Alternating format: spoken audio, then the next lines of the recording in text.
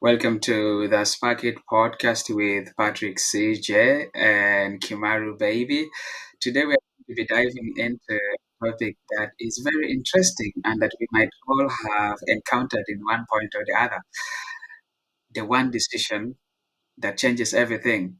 Kimaru Baby, really good to have you on the show and to dive into this topic with you. How are you doing? I'm doing well. I'm excited actually to be here and I can't wait to see, what we unveil from this discussion. Yeah, but it's exciting. That is nice. Mm-hmm. Yeah, I actually had an interesting question that I just wanted to ask you before we get into the real discussion. Okay. When was the last time you laughed so hard you cried? What Hmm. happened? Oh my God. I think that's a hard one. It's so hard to remember. I don't know. Actually, oh my God. Honestly, I think that one would require me to dig deeper. Where am I finding that? Could you ask me another one? Oh my God. No. But if I don't know. Honestly, I can't remember. But if that has happened recently, it must have been the last time we were home with my family. Hmm. And Hmm. my sister had brought us her husband. Hmm. They had come to they had come to visit our home, I think, and people were having fun. There's this poem they usually initially when they were Yeah, teenagers, they used to be invited at weddings, and then yeah, they would go recite those the poem to the bride and the groom. So that yeah, day, my other siblings decided that they are gonna, you know, do that poem. I think I actually have the recording in my phone. It was yeah. hilarious. Yeah. Hmm. Oh yeah, they should not kill me for telling this here. I hope they don't. But it was fun. It was fun. It was fun to witness it. Yeah. Yeah, probably. So, what was particularly fun about this poem? Why did it make you laugh so hard? The poem, the way it is, it's like there's a way they say God created Adam and Eve, and Yeah, he made Adam to fall asleep so that he could take a rib and do right. this. So, if you're doing this poem for people in a wedding or something, usually Yeah. insert like the names of the person. So at this point, they Oh, would insert the name of the guy there, and yeah. then they'll be like, "Oh, God made X and so sleep." And then he took his rib, and then they made my sister. It was so funny. Yeah. It was hilarious to That's see it happen interesting. after so long. Right, right. Were you the Hmm. one that performed it? No. It was my brother. I couldn't remember like the words of the whole poem, so I was there taking the videos for them for memory's sake. So if they want the Right. videos, they should look for me. Wow, that's interesting. Wait, Yeah. that actually reminds me, Mm-hmm. you are a poet, Mm-hmm. and your brother is a poet too? I think the whole family. Really? Oh yeah, growing up, that was like the one thing that brought us together. We did a lot of poetry at church, at school, and also a lot of drama. We were involved in stuff like that. So I think almost all of us participated at some point. Yeah, if you are not part of Oh, like a role in a drama, whatever, you are doing a solo verse or something like that, or you are doing like a cultural folk song and you are the lead. That is right. like sort of what my family has looked like actually since we were kids. Yeah. That's interesting. Mhm. So, I remember one time I was having a chat with you, Mhm. and one of the things you said was, you guys used to sing at church.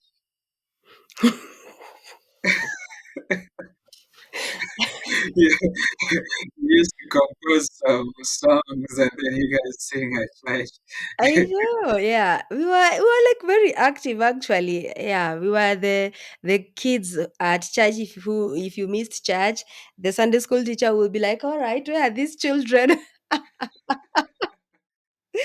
Yeah, we were very outgoing actually. Yeah. Wow, that's interesting though. I think for me it's the first time that Mm-hmm. I am coming across a family that all of them are poets. A good number. We're many, but at least not everyone, but a good number. It's like the talent is there. So I would say probably close to five of us. So yeah, that's a really big number, honestly. Is it even five or six? Six of us. Yeah, Yeah. Yes. all in the same family. Yes. Yes. Yes. Yes. I've only seen that with music, like like the it's called the Mayanja family in Mm-hmm. Uganda. Mm-hmm. So the Mayanja family is where Jose Chameleon comes from. Oh. Mm-hmm. Uh, Palazzo comes from Mm-hmm. Weezer, if you know Mm-hmm. Radio Mm. and Weezer. Radio, yeah. Uh-huh. Yeah, one of those guys come from that same family. I think they have also other late brothers Oh that also wow. come from the same family. All of them are Interesting. musicians. Okay, okay, okay. I see. Hmm. And they are really doing well musically, like all of them. That's nice. The talent is there. Just needs to be nurtured. Yeah, yeah. But I think Uh-huh. for poetry, your Mm-hmm. family is the first I know Mm-hmm. that has that many people from one family who are all poets. Yeah, we enjoyed. That's something we really enjoyed doing when we were growing up. Yeah, it was a good thing. Wow, that's Mm-hmm. interesting. Mm-hmm. Yeah. Huh. Amazing. So now back to the conversation. Mm-hmm. Uh, I just wanted to have a chat with you Mm-hmm. about a decision that you took or Mm-hmm. made uh, that significantly changed the course of your entire life. Mm-hmm. There are some people I've spoken to, Mm-hmm. and many of them that I've spoken to say one decision has led them to literally where they are today. Mm-hmm. And most of them are like, when I was taking that decision, it really seemed tough and hard. But right now that I look back, Mm-hmm. it is the most rewarding thing I've done. And I'm Mm-hmm. just Mm-hmm. wondering, like, for you, what is that? And I thought I could maybe start this conversation by Uh-huh. getting to maybe understand what was your early life like. Like, could you tell us a little bit about your life living in Mm-hmm. Nakuru? I mean, before you moved to Nakuru, there was this place, I think called Kirit, Kericho? Kirit, yeah, where Yeah. Mm-hmm. where you were living. Yeah, as far as I Like, can uh-huh. uh-huh, As far as I can remember, Kericho was nice. It was actually we used to live in a village and it was yeah, super nice. You would yeah, wake up and you're just there, you're a child having the best days of your life. My dad used to be the one making us breakfast because my mom never used to eat eggs and my dad wanted us to have eggs every morning. So he used to yeah, be the one making us breakfast. Actually, I would say it was really a very nice childhood.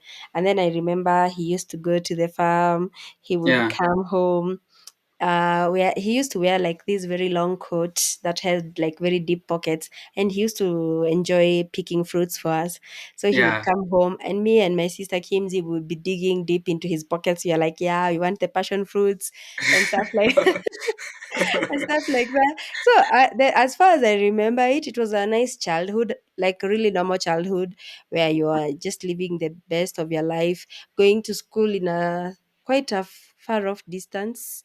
And I Yeah, remember those days people used to go to school. How I don't know why they used to come back home to have lunch. right, Kids right. used to love it. You go home and it's a long walk to your Yeah, home. Yeah, you go home, have lunch, and then you go back to school. It yeah, was crazy. Yeah, but it was a normal childhood yeah. full of laughter and love and and good vibes. That was it, Mm-hmm, honestly. Yeah, mm-hmm, and games. mm-hmm, mm-hmm. No, that's fantastic. Yeah, Yeah. yeah. So it was good. You said you guys you used to walk 4 kilometers or 4 miles I from think home to it school. I know, I think it used to be like around that. I remember it was somewhere, it was like down almost like a hilly place. Yeah, it Right. would have been around either 3 to 4 kilometers, honestly. Yeah, yeah. That's interesting. Mm-hmm. Yeah. And I remember one time we are having a chat with you about this, Mm-hmm. and you said you were making dolls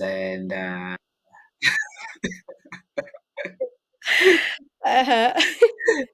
and very many other art forms as Mm-hmm, a mm-hmm. child. I know. I think for me, I've always been like a very creative person, honestly. This is not something that started Mm, when I was an adult. As a child, my mom used to do a lot of crochet. So I would actually borrow yarn from her. Sometimes she would give me like old sweaters, and then I mhm, would undo them, and I'll get the yarn, and I'm there, I'm mhm, making my crochet items. So I used to actually make dolls for myself, mhm. and I'll be there. I learned how to crochet and to sew as a child. So Yeah, I'd be like, yeah, yeah, I'm making sure like this doll has hair. The hair would be yarn. So I'll right. I'll use clothes to make the dolls, and then I'll use yarn to make the hair. It used to Mhm, be super interesting, honestly.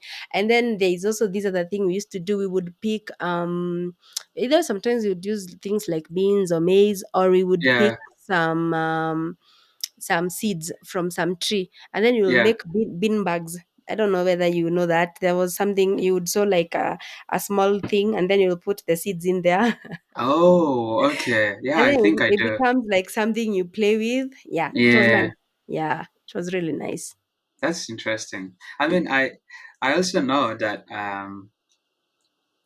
like beadworking and crocheting and other stuff are Mm-hmm. part of the programs that you implement. I think under latitude. Oh yeah, yeah, yeah. Actually, yeah, it ended up being like some of those things that I learned when I was a child. You see the way people learn skills and you're like, I don't know where I'll use them. Clearly, Yeah. it's something as an adult I have used the same skills I've taught people. I've made money from it. I've sold Mm, items.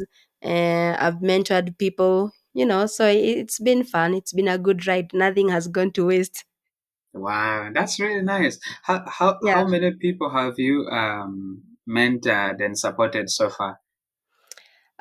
Directly should be the project I was running in Kakamega, Hmm. and another one I did in West Pokot should be around 300 people. Yeah. Wow, that's fantastic. Mm-hmm. Congratulations. Thank you. Yeah, it's been nice. No, that's good. Yeah, Mm-hmm. that's amazing. So actually, now now that you've said that, it kind of reminded me Mm-hmm. of the three what are those? You have these really nice crochet materials behind you, like on the background. Those two Like, things? yeah, like, did you work on those yourself? No, I didn't make those ones, but I can make those ones. Actually, those ones are, it's sort of like there's this traditional basket that is made by Kikuyu women. It's called a kiondo. Yeah, That's the base of a kiondo. My mom taught me how to make a kiondo as a child. I can make that and even make it to be like a kiondo, but I was lazy, so I did. I bought those ones. I was like, yeah, I'm not doing them today. Yeah, but I do know how to make that from scratch anyway. So, that's nice. mm-hmm, Yeah, that's so nice. Well, I mean, you clearly did have a very happy childhood with amazing memories from living in Kericho. mm-hmm. Why did you decide to move to Nakuru? Like, Ah, what was uh-huh. the pivotal moment or maybe event that pushed you guys to move? Oh wow, that's a good question. I would say for us it was. it wasn't necessarily a decision that came easy, and it was also not a decision I made myself. Yeah. uh it was a decision that came from like a series of events, Yeah. unfortunate events for that matter. Yeah. I know this story. It's like it has not been wanting me to tell it. Sounds very bad. Anyway, that's like honestly, yeah. So, for the reason why we moved from Kericho was Mm-hmm. because of ethnic clashes that happened in 2001. Uh, and at this point, a neighbor of ours had actually been murdered. Yeah. So the way I remember it, it was on a Saturday. We're supposed to open school on a Monday for Mm-hmm. second term of the year. Yeah. So we were home with my sister cooking dinner, my older sister, Mm-hmm. because then I was still a child anyway. Yeah, yeah. So where we used to stay, we never used to have fences around our homes. Mm-hmm. And that day, I remember we had footsteps. Like somebody Mm-hmm. was running just close to our house. And my sister was like, "Could you go and check that out?" So I go Mm-hmm. out and I check. I only see a man disappear. Somebody Yeah. is just, they ran past our home. So I'm Mm-hmm. like, yeah, I just saw a guy, and our life continues. So we go back to Mm-hmm. our cooking, we have our dinner, we go to sleep. And then the next morning, I remember by 6 a.m., I had people talk, like, the way you could hear, like, there's a crowd gathered close to Yeah. your place. Yeah, that's Yeah. what happened. So you are like, what's up? I wake up, I check in our home, my mom, my Mm-hmm. parents, they're not there. No one is there. It's just as the kids who are sleeping, who are in the house. Everybody had left. So I go outside, and then from where I'm standing, I could clearly see like around 200 to 300 meters from our home was our neighbor's Yeah. house. So there Yeah. was like this huge crowd over there. And then you're wondering, so what's up? And since the parents are not there to stop you from going there, and you're Yeah. a small child who is very curious and you can go there. So I go Yeah. there and you try to find out what's up. And you can't make your way through the crowd. But eventually you do hear that the neighbor is dead. Yeah, that's why people are there. And then now the question is, what happened to him? Because clearly this person did not commit suicide. This person was not sick. There is Mm-hmm. clear indication that this person was actually murdered.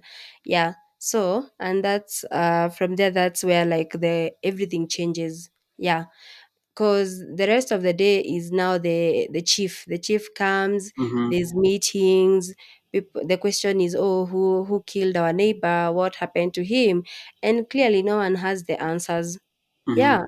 And I think around midday, there's this story flying around that the person who murdered this person Mm-hmm. has been found, and they're in a totally different area, or maybe let's call it another village. They're in a totally different village, kilometers away from our place. They are at Mm-hmm. a police station. They've been arrested. Yeah. So at this point, the question is, who is it? And people are curious. They want to know.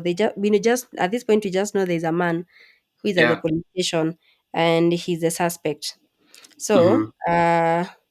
living in the Rift Valley, for Kenya has a lot of communities, honestly, Yeah. and predominantly over the years, there's been like, if you come to Central, Mm-hmm. you'd find like the Kikuyu community has predominantly been from Central. If you go Mm-hmm. to Nyanza, you'll find the Luo community, stuff like that. And if Yeah. you go to the Rift Valley, there is the Kalenjin community. Yeah, so for most Kikuyus who probably live in the Rift Valley, it's Yeah. because of the displacement after what happened during the colonial times. Yeah. Like a lot of people, they like maybe lost their land, people relocated, and yeah, so people kind of sort of migrated, and then now there's now different tribes living different places, in as much as there's still predominantly those specific tribes that live there. So I Mm-hmm. think that's what how my grandmother, they found themselves there, and then again my parents. Yeah, and that's how I would say we settled down in the Rift Valley. Yeah, but Right. we are from Central Kenya. Yeah. So So the person, my neighbor, was Yeah. from this community that now lives in the Rift Valley anyway, and Mm-hmm. then they are like, "Hey, we want to know, we want answers." And at this point, they decide that they are going to go to the police station to Right. find out and figure it out. Yeah, so we lived close to the road, and they take matatus and buses, and they go there, like a very Yeah. big crowd of people, and they are angry and it's bad. So they go to the police station and they demand to be given this man. At this point, what they want is to do like what we call mob justice. Yeah. Yeah, they just want to avenge their dead. It's Mm-hmm. like no Mm-hmm. one really cares about the why. It's like, yeah, Mm-hmm. bring that man to us. We will know what to do with him. But of Yeah. course, if a policeman has arrested you and you're in their custody, they will probably not give you away. There's no way they can hand over somebody to an angry mob for them to Mm-hmm. do whatever they want with you. Yeah, Yeah. so the police, of course, could not hand over the guy to these people. Mm-hmm. Yeah, so they're now even angrier. They were angry, yes. Now it's even worse. Mm-hmm. So they board their buses and their matatus, and they're coming back now, even Mm-hmm. way angrier. They're like, "There's no way. How come this guy died and no Mm-hmm. neighbor had him cry for help? Like what really happened?" Yeah, so Yeah. they come back, they're so angry and whatever. And at this point, because of what had happened during the day, like the whole meeting and the way Yeah. there was just some sort of, you could feel like something bad is going to happen. There was no peace at this point. Yeah, so by the time they are coming back, people are in a state of, you feel like you are in flight mode. Yeah, so, and as far as my mom is concerned, she keeps saying, for her, for example, she's experienced ethnic clashes in, I think, in 1997, Yeah. 1992, and stuff like that. So these are things they had already seen despite living there for so many years. It had Mm-hmm. happened to them in the past. So they could already feel like something bad is gonna happen because the anger in these people is just out there. Yeah, and all that. So by the time they get to our place, because we live Mm-hmm. close to the road, and then this particular community, they have a sort of a, I don't know whether to call it like a war cry or scream or something like that. Mm-hmm. So by the time they are lighting their buses and their matatus, that's Yeah. exactly what is happening. There's that, Mm-hmm. and if we have everybody knows that's what is happening, and Yeah. you've had it, and because you've Yeah. had it in the past, you can relate, and yeah, shit is going down. Yeah, so they decide, so they, when they get there, everybody is running. They're like, yeah, Mm-hmm. this is going down, and for our own safety we scatter. Right. Yeah, so everybody sort of runs away, and at this point, our last ones, I think they were around 4 years. My older sisters, they carry them on their backs and off we go. So an eyewitness tells us, um, the one who like witnessed this thing alongside my father, he Mm-hmm. told us, I think he came to my home like 2 to 3 years ago, if I remember correctly. He came Yeah. home and he was telling my mom and my siblings, I wasn't there, he was telling Yeah. them the story. So according to him, for them, when these people arrive, my dad and him and the guy now, they go into our house. For him, I think he's left at the door. My dad Yeah. is in the house. I think he was going there to pick something. I clearly don't know what he was going to pick. But now by the Yeah. time he's getting out of the house, these guys are already there. Mm-hmm. And they start like throwing stones at them. My dad loses his consciousness. This guy falls down. There's a guy with a machete. He cuts like his hand almost, I Oh think, my God. yeah, he cuts his hand. His hand, it's almost like it's almost detached. This is a bad story, honestly. um it's just, yeah, disclaimers honestly to anyone listening. Yeah, so the dude now is there, he's bleeding. For him, what saves him from what is happening at that particular moment Yeah. is he pretends he's dead. Yeah, so what happens is these people who are so angry, this angry mob, and it's a lot of people, by the way, they now Mm-hmm. enter people's homes, they loot whatever they want, And then Mhm. after they loot, they set the houses on fire. Yeah. So for my father, after he had been stoned, he falls down, he's lost his consciousness. And Yeah. then by the time they've finished what they're doing in our home, Yeah. when they come out, I think he like moves or something. So they can clearly see, he's breathing. Mhm. So apparently they had made a pact that Mhm. they would kill five neighbors because why didn't you hear our man or our Mhm. neighbor asking for help? So they say they are gonna kill five neighbors. Mhm. And yeah, so my dad moves, and then these guys are like, yeah, he's alive. Yeah. So they go back into the house, they take a mattress, Mhm. they come and put the mattress over him. This guy can clearly see this is what is happening. But Yeah. for him he's really pretending he's dead. Kabisa.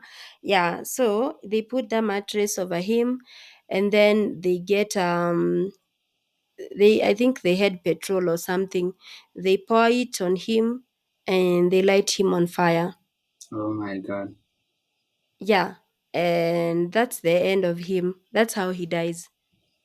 But at this point, we don't know. For us, it's like we took off, and I remember that night we slept on top of a hill. I think it was Mhm. a totally different village from our home, but from where Mhm. we were, because it was sort of a hilly place, Mhm. you could see the houses. The houses Mhm. were blazing.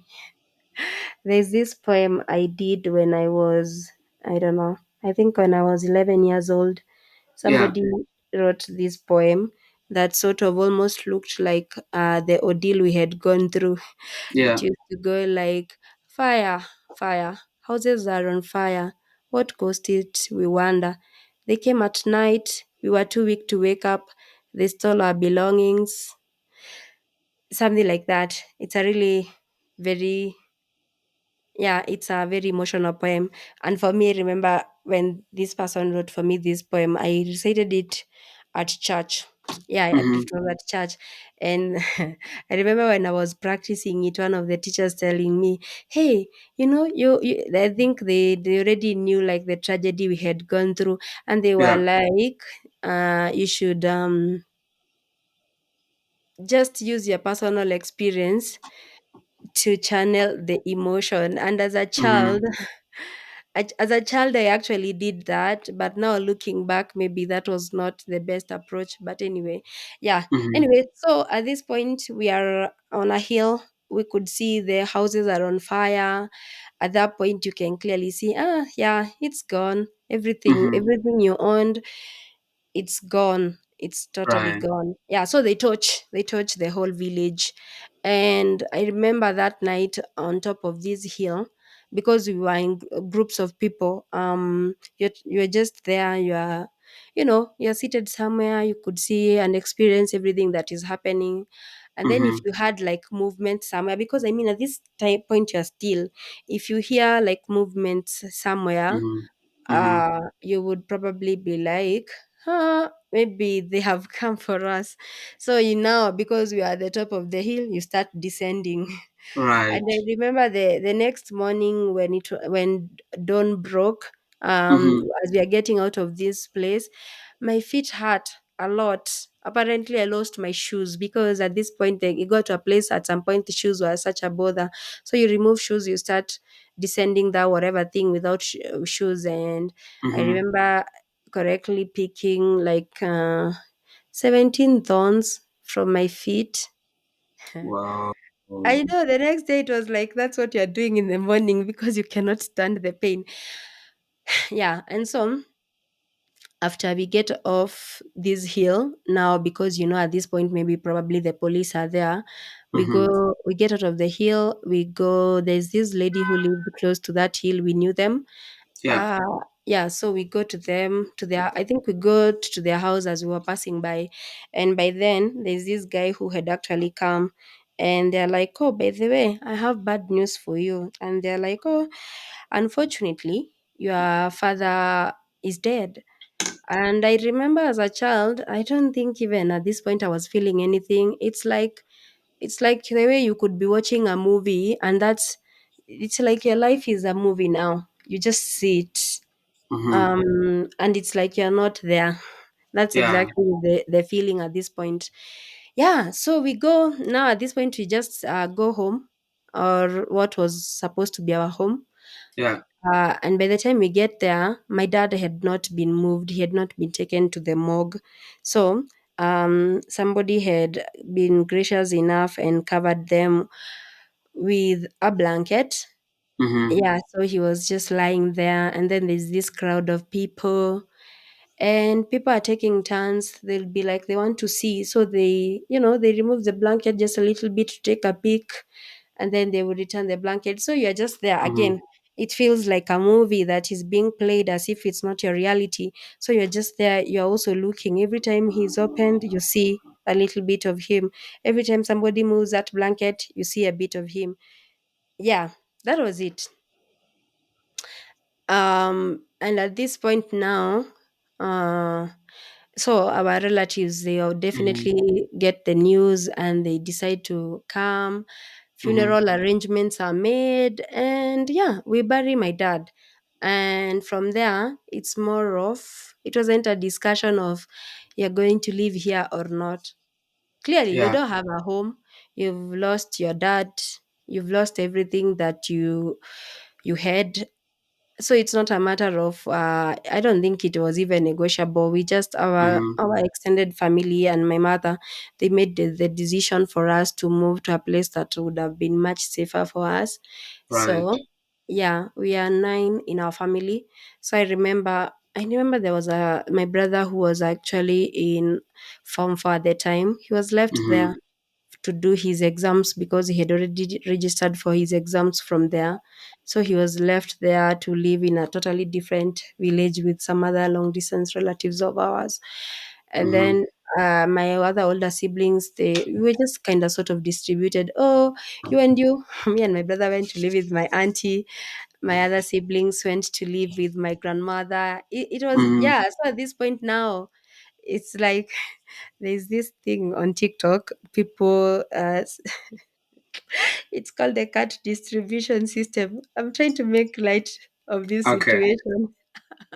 Yeah. Yeah. It's like when a cat finds you and then Mm-hmm. you adopt it. Oh. Yeah, the cut distribution system. Anyway, but that's just on a lighter note. Yeah, so Okay. anyway, we end up going to live with our relatives, and I end up living with my auntie.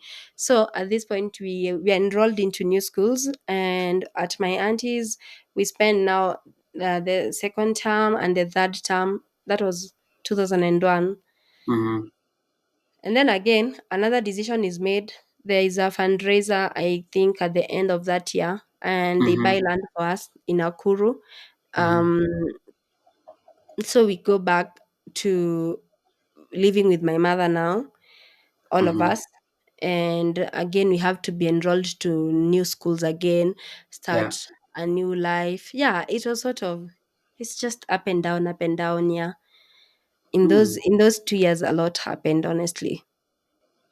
You you really did go through um, an incredibly traumatic event and experience, you and your family. I can't possibly imagine what going through that looks like because I think it's really horrible.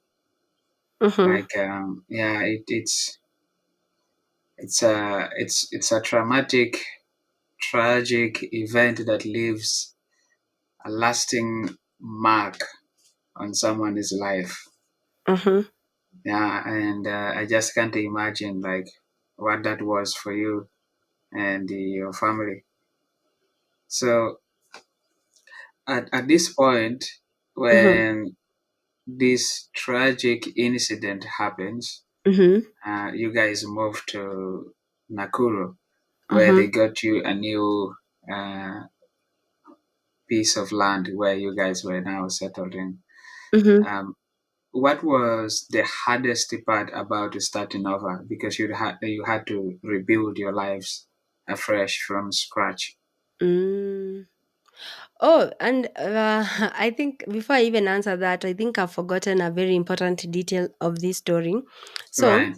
just to go back before I answer that, Yeah. just to go back to this story, Mm-hmm. apparently the reason why my neighbor was murdered, they had he had three wives, they had issues Mm-hmm. in the family, and then Mm-hmm. one of their wives sent somebody to come and do that.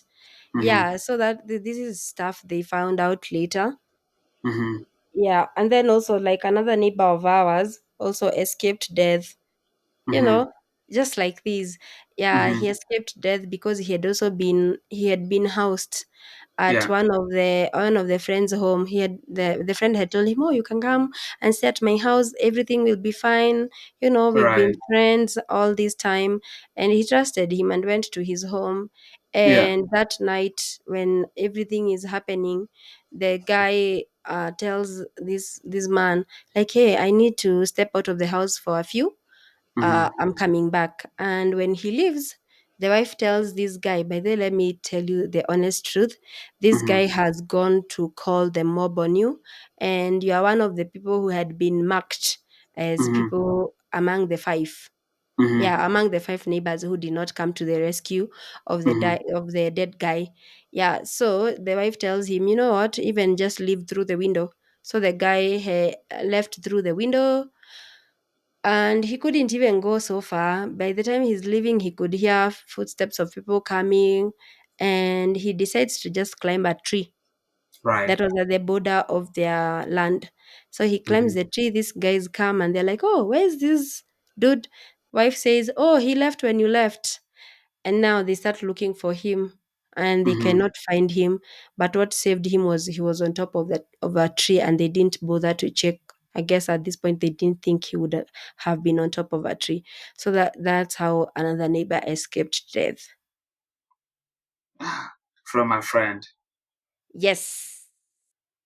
I think sometimes, from what I have seen or what I know, even like in 2008, when there was 2008, when there was chaos in Kenya, sometimes when these things happen, when tribal clashes or tribal things happen, it's like at that point, people don't think about those days when you're just friends with people, when you're smiling, sharing a meal, or just your friends, you've been there for each other. At this point, it's like almost a seed of hate is planted.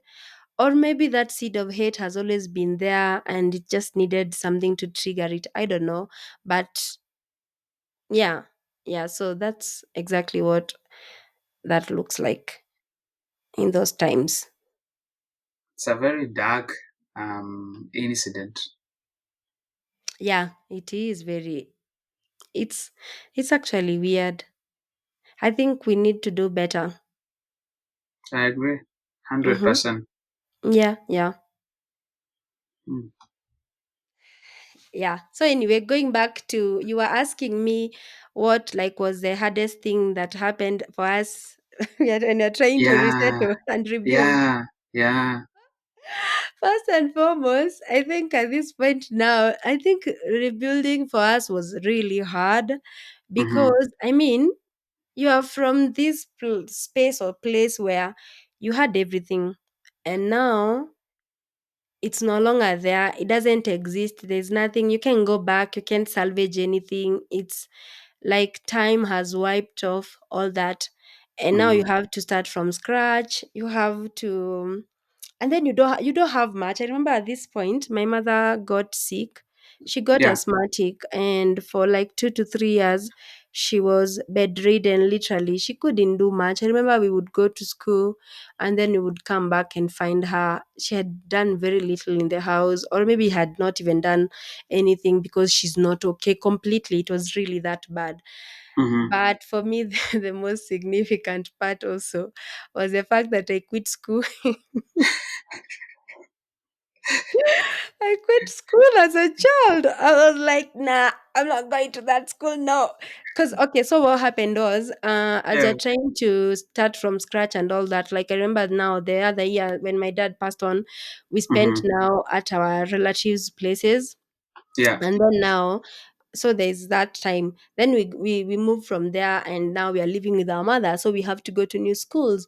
Then we go to these new schools, and everyone is like, oh, we don't have a vacancy for the next class.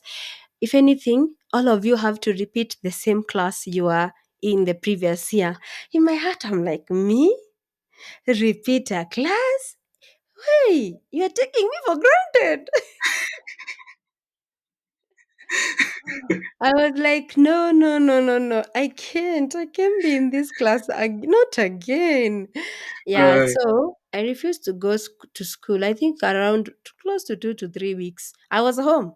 Everybody would go to school. They'll come back. No one, not even my mother, could convince me to go to school.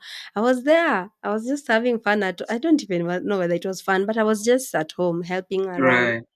Yeah, so one of my uncle's friends came at some point, and then he was like, "Oh, hi, I hear you have refused to go to school. You know, school is such a good thing." Yeah. Yeah, so he goes on and on about, how age is just but a number. It's okay. Just go back to school. You will catch up. You'll be Yeah. fine. You're a brilliant child. Even if you will finish school later than any other person, but you'll be fine. Just go. And he said all these very affirming things. And I think by the end of that conversation, it took that man to convince me Mm-hmm. to Mm-hmm. go back to school. So by the end of that conversation, I was like, yeah, I think it's time. It's time to go to school. Yeah, so I did go back to school. But what happened was, from that point, I worked so hard because I was Right. really trying to prove myself. I was trying to prove to even myself that I'm better, I'm good enough, and I can do this. Yeah, so I was Mm-hmm. always, anyway, in primary school, I was always top of my class. There was no other way. Yeah, but on the other hand, rebuilding for us also, I would say it wasn't easy. Yeah, I would say it took a village. It took a village for us to rebuild, from the church community, our friends, our extended family, our neighbors. And at this point, we got a lot of help from people. Like, it was like, the way you just receive, it was like receiving, receiving, receiving. Like, people Mm-hmm. come, they give Mm-hmm. you, whether it's food, it's clothes, because you don't have Mm-hmm. these things. Yeah, Right. it's like you are there, you are receiving everything from people. Mm-hmm. And to some extent, as a child, there was a point it got to a place where you receive so much, and then there would be a few children who would make fun of you. um so there was a times you would feel bad, and you'll be like, how come we can't afford these, you get? Mm-hmm. Mm-hmm. Yeah, but yeah, there was that point. And then there was also the other point. You remind yourself, like, you are in this situation, you didn't necessarily choose to be in this situation, and it's life, so you gotta find the strength to keep moving. And Right. also at church, it's also happened at some point, there was some few kids, not all, few kids Right. who would wonder, how come these people can't even afford to give offering? Oh my. So that was kind of significant for me. So I remember, to survive this church thing, there's that offertory basket that passes around when you're giving offering. I tell people this story, we laugh. So the offering basket would pass. You don't have Yeah. even a shilling to put in. Right. So please, my siblings, don't kill me for telling this story. So when the offering bag would pass, Yeah. because it's sort of like an open one, there's this usually tiny ones that you can just slide something in, but these ones were like kinda, you could slide your hand in. So when they Yeah. pass there, because you want to have that, people, you want people to have the impression that you put something, so you hold your fist like this, and you like, you put your hand inside. Yeah, you put your hand inside, because you don't, and because I realized, for me it was a survival mechanism. After that, Right. no one would know whether I gave or I did not give. Right. So Right. there's no story. So yeah, so that's what used to happen. And I think also another thing, how I survived sort of my childhood was, You see how Yeah. brilliant I was at school. Yeah. I think also that kind of helped me survive because kids would come to me to ask questions. Oh, I don't understand this.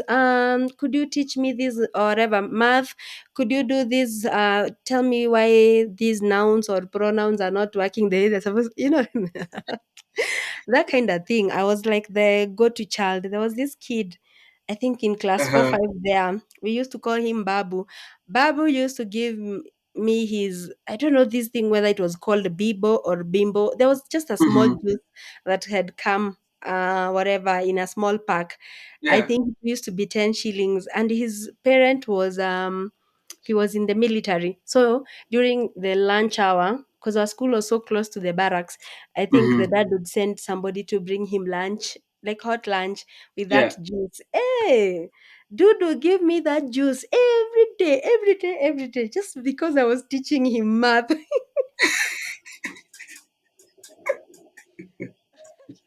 So for me, I was living the good life because because I could show somebody, math. Right. I'll be like, yeah, please just come to me. I'll show you how it's done in exchange for you. Mm-hmm. But I Mm-hmm. didn't remember negotiating for him to give me the juice. But I think he saw it fit to bribe me.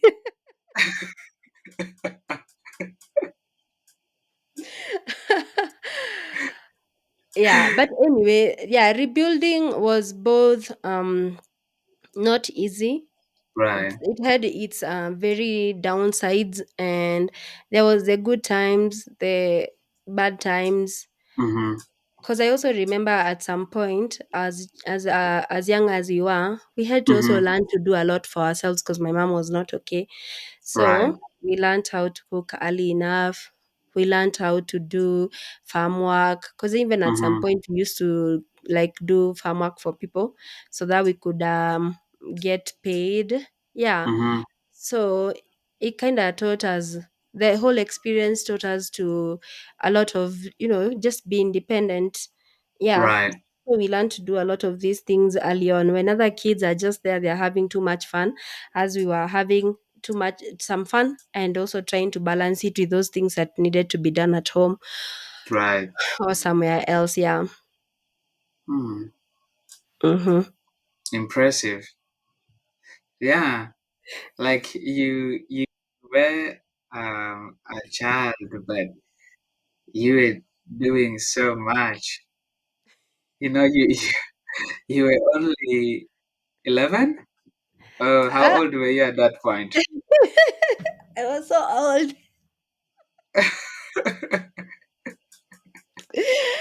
Oh my god. You want people to start calculating my age. They're like, no. Next It's question, fine. please. It's No. fine. Yeah. Mm, mm, mm, mm, Um, okay, it's fine. All right. So something else I actually wanted to ask you about mm. is, so basically, from because you really had this a very tragic and traumatic experience that you and your family went through, and having to move to a new place, Mhm, uh, where you have to leave all your friends behind, um, place that you're very familiar with, that you used to call home, behind.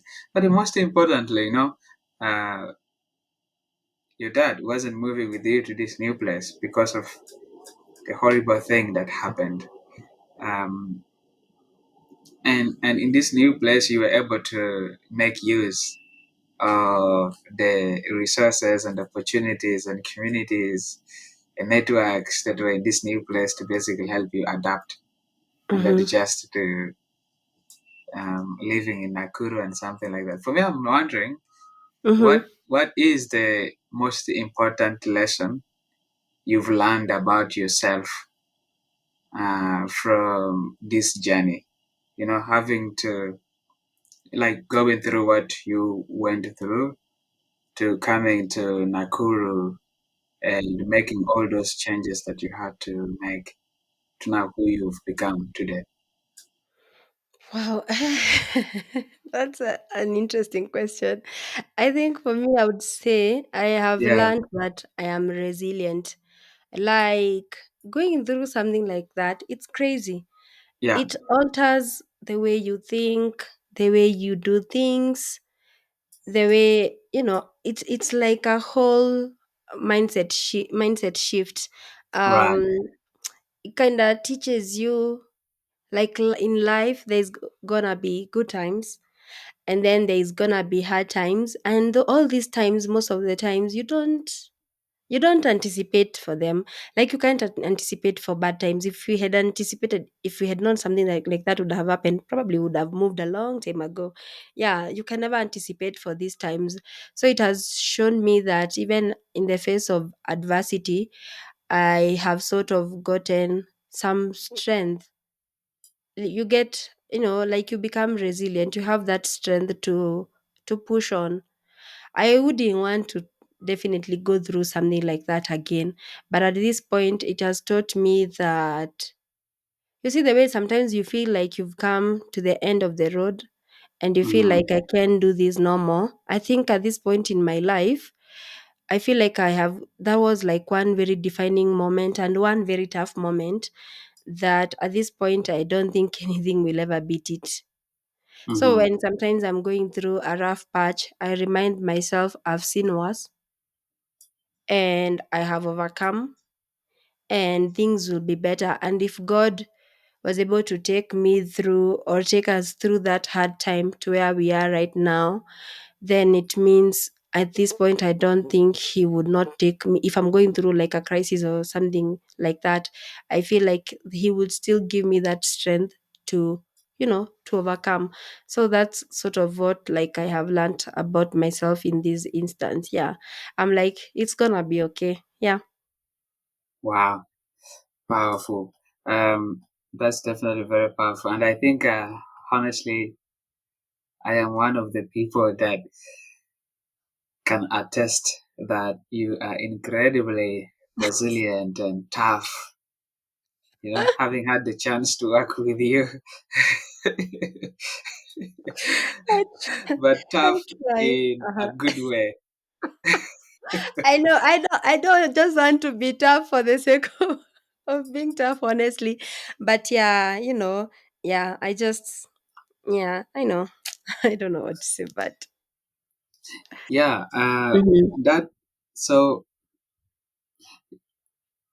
something important that you said, Mhm. about sometimes going through a rough patch and how you were able to overcome yours when you were going Mhm. through it together with your family.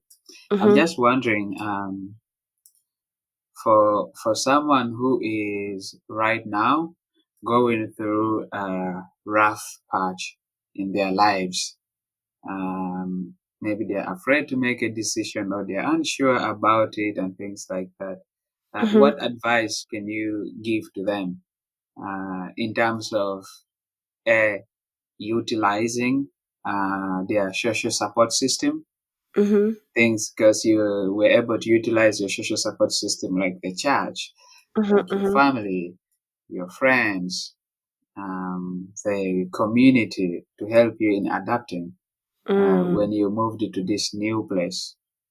And I'm just wondering for someone who is going through a rough patch, what advice would you have for them regarding how they could utilize, for example, some of these resources Okay. to overcome it? Mhm. I would say, a lot of times, especially you see, there's these people who are usually like the people who are tough in their circle. Maybe they're the ones always giving out help and stuff like that. So they don't really know how to ask for help. I think asking for help is not a sign of weakness or something to be ashamed of. In life, sometimes you go through either tragedies or, as I said, things you never plan for, and they hit you and they can hit you hard. The one thing that this story of ours taught me was it's okay to ask for help, and don't be ashamed of your situation, because I feel like, if for us, for example, if we didn't go to our community, whether it's the church or it's our neighbors or it's our family, whatever, if we had just been like, yeah, we are fine, we would have probably ended up on the streets, or if my mom would have been like, yeah, we will be okay, that's not true, we would have ended up somewhere so bad. But the fact that sometimes you acknowledge and you're like, yeah, I am in a bad space and I need help, and then you go to those people you are sure will help you, it's sort of like a sign of strength to ask for that help. So my advice is, if you're going through a rough time, don't be don't be afraid to ask for help. Don't be ashamed to ask for help. At some point in our lives, we all need help. It doesn't matter what type of help. It could be emotional, it could be financial, it could be, or it could be all these things. So, whatever the type of help it is, ask for it from wherever you need it and whoever can give it to you. So, ask. Yeah, that's like the thing I would say. Hmm. Hmm. Yeah, I think that's really a very important advice. Yeah, because sometimes there are really resources that are available to help us, and when we don't seek for help, Mm-hmm. sometimes we never really get it. Or there might be someone who knows some resources that might be of help to us, and we never get it because we never asked for it. Mm-hmm. Mm-hmm. Yeah, That's true. yeah, interesting. And I wanted to also understand what your advice Mm-hmm. would be for someone who's going through a rough patch regarding utilizing therapy to help them in rebuilding their lives or overcoming the rough patch that they could be in at the moment. Uh, Mm-hmm. yeah, because I think there was this one time I had a conversation with you about this experience that you went through and everything. And I think one of the things I remember very vividly from that Mm-hmm. conversation I had with you was how you were able to utilize therapy to help you in healing from the experience, in rebuilding back and things like that. Oh yeah, I think after we went through this tragedy as children or as a family, we didn't go for therapy. By the way, I think I remember when we were at my auntie's. My auntie was walking on eggshells around us. I think she didn't know how to handle us at this point. She'd be like, she was so nice, by the way. She'd be like, "Have you eaten? Are you full? Are you okay? I don't want you to say you've never been fed." So she was nice, but I think at this point, as far as something like therapy is concerned, at that point, because it is like 2001, therapy has just been normalized just the other day. And even right now, there's people who still don't talk about therapy, or we still need to demystify therapy for them. So we didn't necessarily like go through therapy and all that.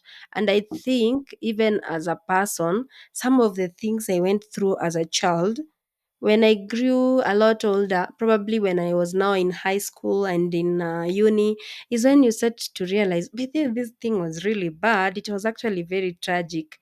Because as a child, I don't think even you had that whatever to process. Because as I told you, when we were seeing my father that morning, people are just there, they're opening, closing, opening the blanket and closing it. It doesn't hit you. So later in life is when it hits you. And I think for me at this point, I would talk to some friends of mine who had been to therapy. People would tell you, oh, this and that about therapy. And then eventually you're like, it sounds like a good idea. And then you start Googling more about therapy, what it entails, and all that. And you realize it's not necessarily the same with the way I could have a conversation with somebody and tell them, I'm feeling bad, I'm not okay, I've gone this Mm, very bad, whatever thing. Yeah, therapy is not, it's not necessarily as the same as you would tell a friend something like that. So I decided to go for therapy a while back. I was like, sometimes you just need to process some of these things. And when I went for therapy, is when you realize there's something very different about therapy. Like this, you'll talk to this professional, they'll tell you a few things, they'll listen more, and then they'll probably ask you questions, more questions. And then it's like you're in I call it a bubble. It's like you're in a bubble and you're feeling like you're trapped. And the more you talk to this person, the more they help you burst that bubble. They don't tell you how to burst the bubble, but they take you through a process where eventually you will find a way or figure a way to burst the bubble yourself. So for me, that's kind of what therapy sort of looked like talking about that experience and stuff like that. So eventually you start sort of healing from that experience.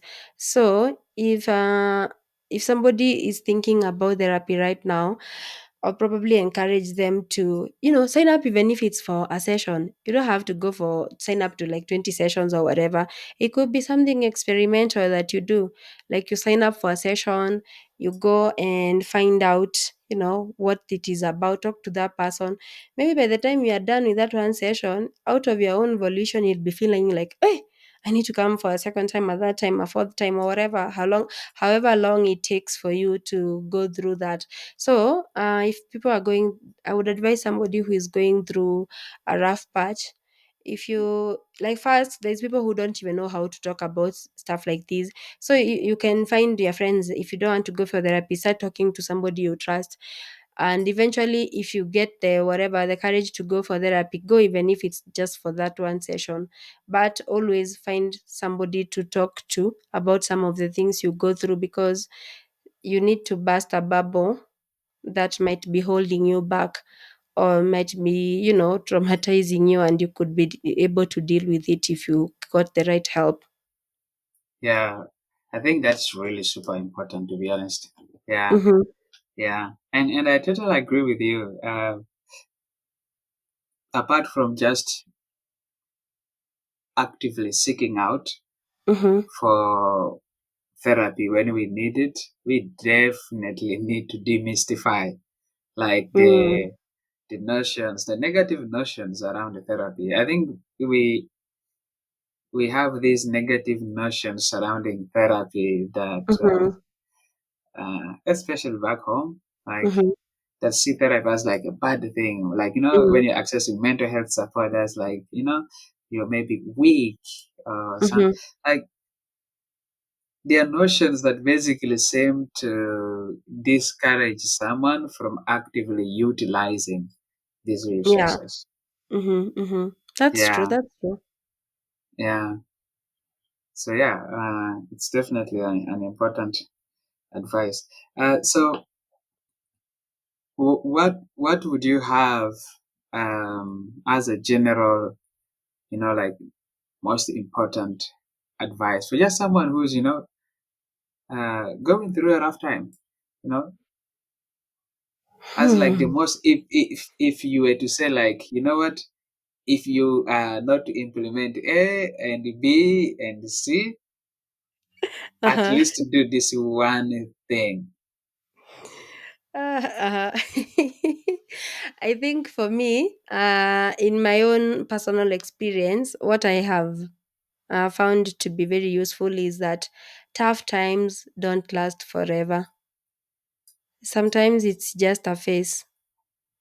It is a phase you could be going through, and you need to know that it will not last forever. So just hold on for however long you need to, and have some hope. I think for me, I used to tell myself, even as a child, I used to be like, I know this thing will be over one day, we will be fine. And I really used to pray about it. Hey, I was a prayerful child. My mother can tell you, I was a very, very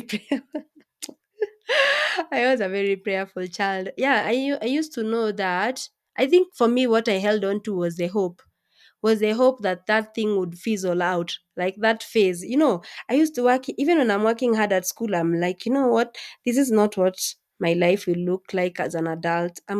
We are going to overcome. I'm going to overcome. So for me, it's that part of tough times don't last forever, and whatever it is, like, have some hope. whatever hope you can hold on to, like that thing that can keep you going. Because for us, I think even for all of us in our family, I think all of us had that hope. There's something we were holding on to. For me specifically, it was the fact that I didn't think my adulthood would look like my childhood. I always used to have that hope that things will always get better, things will look up. Yeah, so I think those are like very key. It won't last forever, and have that thing that keeps you going, or that thing that you hold on to. Yeah. Amazing. Well, thank you so much for sharing that uh, with us today.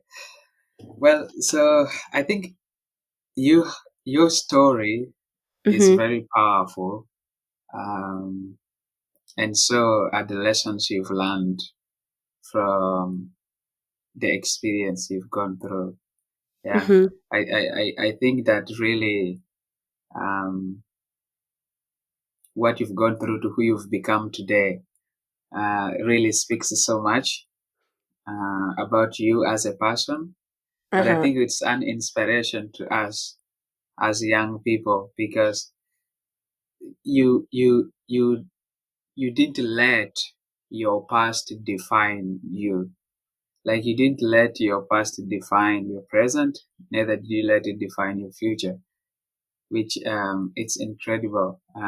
Because I think some of us, if we go through such a tragic event, it Mm-hmm. can really, really be super, super difficult to come out of. Like the shadow that it casts on you and your life and everything else. Mm-hmm. Yeah, and Mm-hmm. the fact that now, you are an advocate for women and girls and youth, and you are also running organizations, two organizations, and you're also running uh, a YouTube channel where you're training people on do it yourself skills and things like that. I think it's really like, super exemplary. Thank you. I try to keep busy. Oh yeah. Mm-hmm. Yeah, you definitely have been busy. Oh yeah. You have to try, by the way. It's really important. Mm-hmm. Yeah, Oh yeah. yeah, but I think it's really powerful. Yeah, Mm-hmm. um, yeah, what you've been able to do and what you continue to do, it's super inspiring. For someone who has gone a similar experience or is going through a similar phase, I think this Mm-hmm. is really something they can look up to and they see that, oh no, their situation actually is not completely like without hope. Mm-hmm. Mm-hmm. Yeah, there is something they can do. They can get out of that situation. They can redefine their Mm-hmm. present and not let whatever they're going through now Mm-hmm. define the entire trajectory of what their life will look like at the Mm. moment and in the future. So thank you for sharing that with us. It's very powerful, I would say. You're welcome. I needed to get that out of my chest. Yeah. So Yeah, but mhm. yeah. So before we wrap up, Mhm. uh, I was wondering what is one spark of wisdom that you would like to leave with our listeners and viewers today? Oh my God. I don't they should stay consistent with their hope. Like if you hope for something, stay consistent and work on it. Mm-hmm, mm-hmm. No, honestly, I don't know. I might not be that wise. Yeah, but okay. If we are gonna go back to the same story I've given here, I'll just say like it's the hope that tomorrow will be better. Whatever it is that somebody is working on, they should be hopeful and keep working on it, and know that things will one day look up, even if today they don't look so great. So yeah. whatever it is, keep hoping, keep wishing, and keep praying also. Yeah, because it's that hope that keeps, I think, the human spirit alive and gets you through the most tragic things that you either encounter in life or you encounter in the future from now. Yeah. Thank you very much. Yeah, I stay consistent. Yes, stay That's consistent with your hope. yes, it's a very important one. And I will Mm-hmm. add that not only with your hope, stay consistent with whatever you're doing. If you are applying for scholarships, keep applying for them until you get that scholarship. If you're applying for a job, be consistent. Keep Mm, applying. Keep learning from the feedback you get and keep applying for that job until you get that job. If it's an internship, do the same. If it's a relationship you're working on, keep working on it until things get better. I The agree. point is that whatever it is, stay consistent. Consistency is key. Keep moving. Yeah, you Mm-hmm. were like, consistency is what? Is key. You've heard from her. Consistency is the key. So Mm-hmm. yeah, stay consistent. Well, thank you very much, Kimaru baby, for sharing that with us. It's been very nice learning about your story and how you were able to rebuild from your experience to who you are today. You are an inspiration to all of us. Thank you for sharing your story with us. Keep doing what you're doing and keep inspiring more lives. I'll try. Yeah, it's nice. Thank you for asking the questions and for allowing me to share this story with our listeners and our viewers. It's been, I hope they pick a few things from my Yeah, story. Yeah. yeah. Well, listeners and viewers, if this episode sparked something in you, don't forget to subscribe, leave a review, and share Mm-hmm. it with someone who needs to hear or needs a little inspiration. See you next time on the Spark It podcast with me, Patrick CJ, and Kimaru Baby. Bye bye. Bye.